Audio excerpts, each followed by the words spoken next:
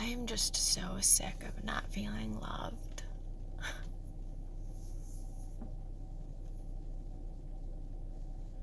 Then I started thinking about the word itself and how much power I have given the word love over the years. Love was like my center for everything. Even when I was leaving faith, I still held on to God is love. So even if I didn't know who he was or if he existed, maybe like love itself was enough.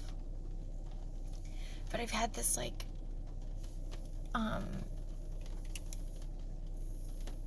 this relationship with the word love, this understanding of it has always been like supernatural. Like it was the power source of life. And it was like I looked at love as God, and God is love. I didn't understand how people like didn't love each other, or how some people just could like not love some people and stuff, because it still felt like this very special thing. Almost like this thing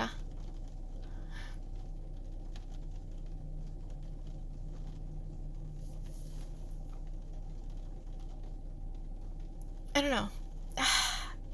Because for me, love was always like unconditional and perfect. Being able to love everybody was like a perfection. I had reached a special thing that I could love people, all sorts of people, no matter the wrong that they would do, or if they loved me back, I could just love. And I rested a lot in that, and I felt a lot of peace and contentment in love. But then after leaving faith, I think somewhere along the road, like, love just didn't feel like enough. And letting go of like supernatural expectations and it being like this perfect thing that God had like given me to give to other people. And now it wasn't like agape love anymore. It wasn't God's love. It was human love. And human love doesn't measure up. It's not unconditional. Parents separate from their children over differences in doctrine. Parents separate from their children because they're gay. Parents disown their kids for some things that they do.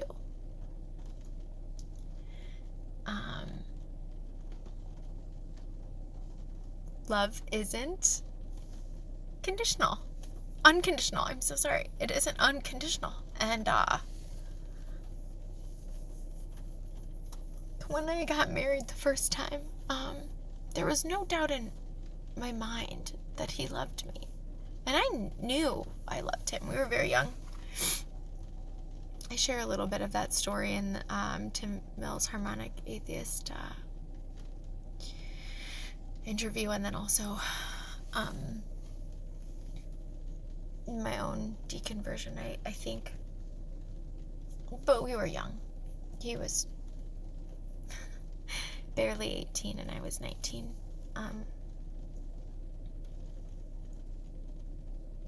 But I just knew he loved me. But I was very secure in God's love. So part of my identity crisis and my disconnect from other people is this word, this action, this command to love, and trying to make room for being angry with people and not just putting like a love band-aid on everything. And I don't even, like, I'm like working through these thoughts, so please, if you have any information or helpful things or whatever, this really isn't me like giving information or instruction or anything. This is just a raw moment where I'm grappling with feelings of unworthiness and not being loved. And when your source is God for love, it's okay if other people don't love you because you have the God source of love. So it kind of fills all of those painful areas of rejection. And so when you don't feel worthy, and love is now not an external source that's like filling you up and changing you, and you're giving it out, and you're not being loved back, it doesn't feel like this infinite thing anymore. At least to me right now at this moment. I really don't know what it's supposed to be or look like. I don't know what human love is supposed to look like. I know that my divorce, even though I've been like such a fucking trooper about it, was probably the most shattering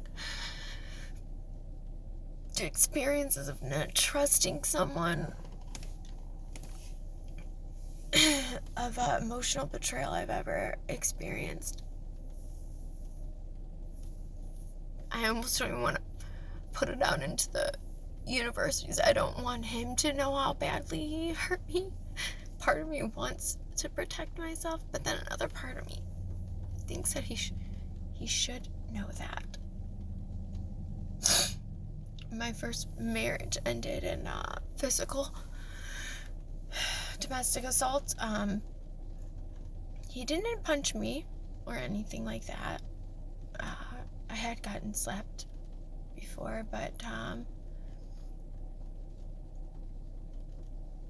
it was okay because God was going to protect me and help him, and I trusted that. I really don't want to paint him as like a physical abuser because it really wasn't like that. But he lost his temper one day.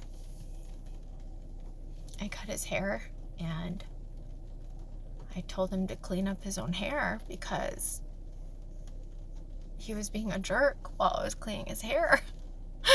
And I was like, you can clean up your own hair because I just cut your hair and you were so rude the whole time. You can clean it up yourself. And I went to bed. And he said, you better not be going to bed without cleaning up that hair. And I was like, whatever. And I went to bed anyways. And he came in there and I have implantation. I don't have a whole lot of visual memory, but for some reason, this is one of the ones I can actually kind of see a little bit. But it sucks because he just can't even understand how badly it hurt me, but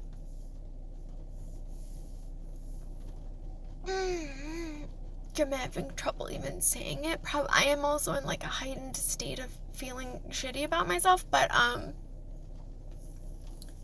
he peeled the blanket off of me, like whipped it off of me, and then like dragged me out of our bed, and our bedroom door was open and the bathroom was right across the hallway.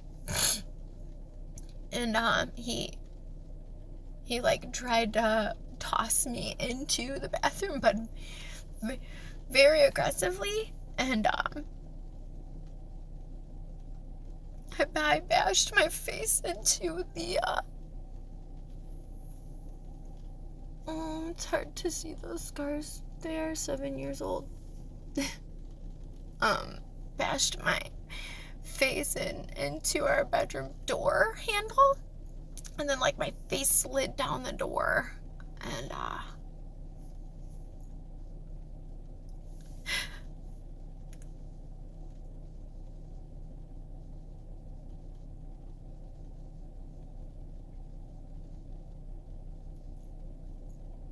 I could have forgiven him for that. He lost his temper. He was really mad. And people make mistakes. I was afraid of him, though. And I think I was afraid of him more because he couldn't admit, like, how fucked up it was. I drove myself to the hospital because he wouldn't drive me. And I was scared I had a concussion. And he texted me the whole time telling me how much he wanted a divorce and how worthless I was.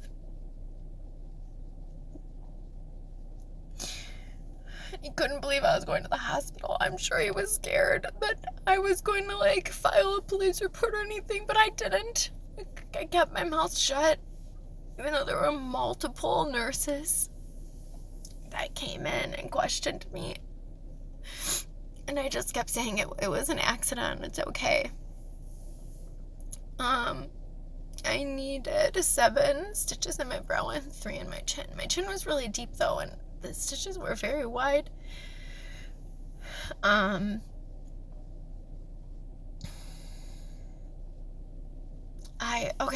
This is taking way too long. This wasn't even what I was posting about.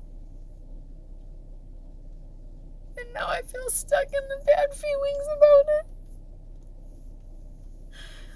Okay, so,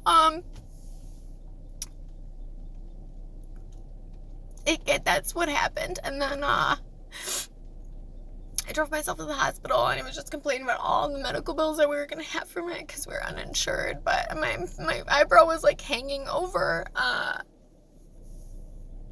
even though I have aphantasia, like, a lot of the bloody images, even though they're very blurry, are just, like, burned into my brain of the pictures I took of my face, and, my kids saw me like that, and of course they saw me as I healed, so they saw, like, stitches and stuff, and there were just a lot of fucked up things after that, too, like, during this time, even though we were Christians, he signed us up for, like, a swingers website, and, even though I'm very open sexually, I participated in all of that without any problems. It was my husband wanted to do this, and I almost felt like I had to do it, but was just trying to be a part of all of that with him. And there was an incident with the last time we ever had an encounter with another couple, and he told me he was falling in love with this woman, which I'm a very open person, even like with love, and I was like okay with that.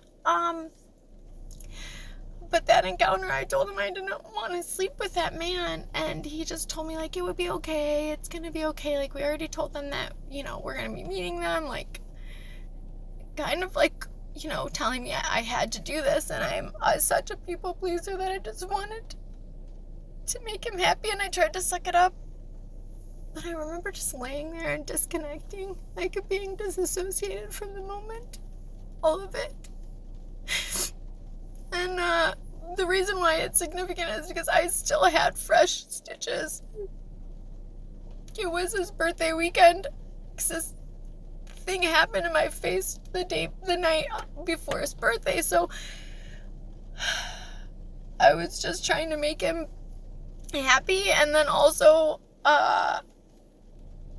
it was like an exciting adventure swinging was for us, so I, like, really, that part isn't really up for, like, I'm not upset about any of that. I really was okay with that, but the vulnerable state that I was in, and then me telling him I wasn't comfortable doing that, and then him just pushing me to do it anyways. And, a couple nights later, we're laying in bed, because I haven't filed a police report or anything. I don't want him to get in any trouble, but he's lying to people at his work, telling them that I just, like, tripped over a toy, and I'm just feeling extremely invalidated and scared. I started to feel very emotionally no, physically scared of him. I remember laying in bed and him just getting up to pee and moving the blanket, and I jumped up in such a panic. And that was the day I decided to leave, because I realized he wasn't going to be changing his mindset on this being the horrible thing that I felt like it was. And I'm sorry, I'm like draining myself emotionally talking about this. I'm gonna finish up when I decided to leave. He told me that day, he said, I wish you would just cheat on me so I could leave your ass. And we had a couple people that we were talking to, because we were like actively swinging for 2 months at this point, due to him asking me to. And so there was someone that we were considering sleeping with, and I just reached out to that person, and I asked him if I could come over, and I cheated because I thought it would be a way out. And of course my ex was like, no, like, it's okay, like, we can get through this. And I was like, you told me if I cheated you would leave me, like, this is what was supposed to happen. Because when I slept with that guy, I was also just completely disassociated. I remember, like, not even being in my body. I almost can't tell you anything about it except for going there. I never got to, like, do, like, some fun, cool cheating, sneaking around the back thing. I went straight there. I did what needed to be done. And then I answered his call because he was calling. And I told him what happened and that our marriage was over. And he,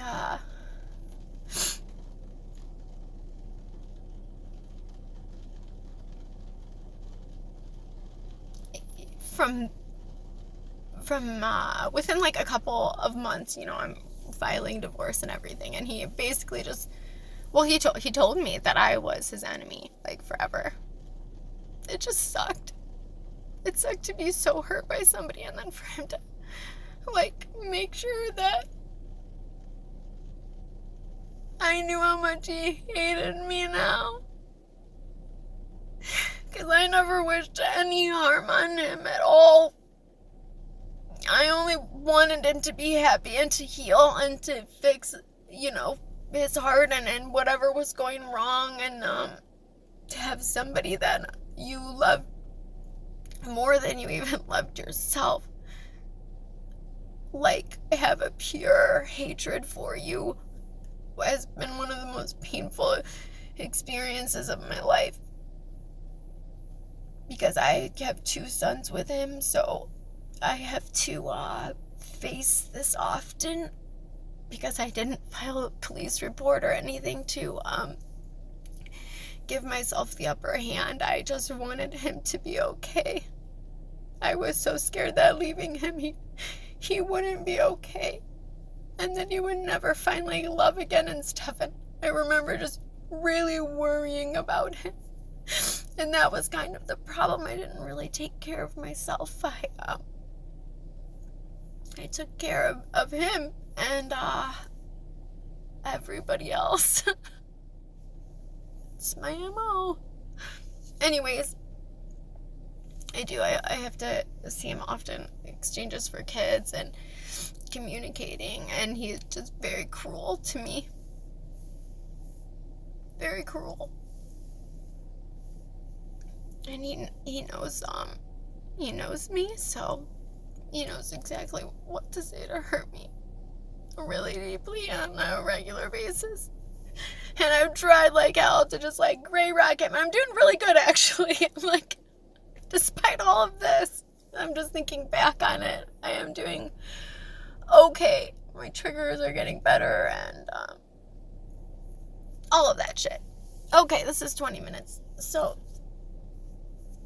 when I remarried, I remember thinking, like, all that deep love feeling is gonna just, like, it's gonna hit me, you know, But I don't know if I'm just guarded now or if I don't even know what the fuck love is, because it was always this like spiritualized God thing that I don't know how to like accept and give like imperfect love that's flawed. I don't fucking know. I just know that I don't ever feel loved. Like, no matter what my husband says, there is just like a deep, deep insecurity that I haven't figured out how to heal.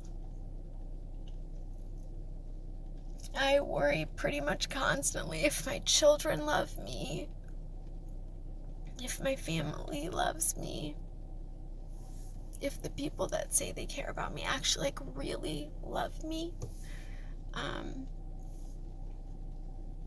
I don't know. I think I'm gonna do some research about love and psychology, and maybe try to get some answers for myself so I can work through some of this. Just right now, I'm sitting in my car. I had to leave the house. I was just so overwhelmed by feelings of unworthiness. I never know how to petition for my needs to be met without feeling like I have to give everything in me. And I do gotta give everything in me. And no matter how much I give to where there's like nothing left, I don't feel worthy of people's love.